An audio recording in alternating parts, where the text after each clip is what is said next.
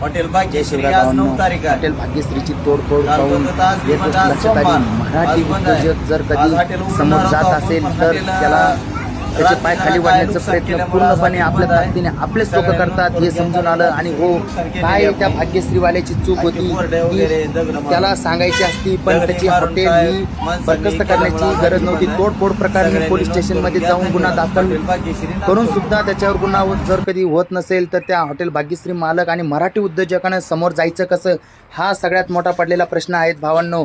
आणि हो, सपोर्ट करा हॉटेल भाग्यश्रीवाल्याला आणि त्याच्या उद्योजकाला. खरंच हॉटेल भाग्यश्री त्याच्या एक गावरान भाषेतून तो त्याचा व्यवसाय सुरू केला. आणि हो, आज एक मराठी उद्योजक जर कधी समोर जात असेल तर आपले लोक जाऊ देणार नाही. पण एवढं लक्षात ठेवा, मराठी उद्योजक वाढले पाहिजे. लोकांच्या कंपन्यात जाऊन तर कोणीही पोट भरू शकतं, पण हो खरंच मानावं लागेल त्या भाग्यश्री हॉटेलच्या मालकाला, कारण की एवढा गोर गरीब मराठी माणूस उद्योजकाला लागला आणि त्याच्या धंद्याची हे पाहून आजूबाजूच्या लोकांच्या गांडीखालची बुडाची आगसुद्धा लागली. आणि त्या हॉटेल तोडफोड प्रकरणी पोलीस स्टेशनमध्ये गुन्हा दाखल करा आणि सपोर्ट करा भाऊ भाग्यश्री हॉटेलच्या मालकाला.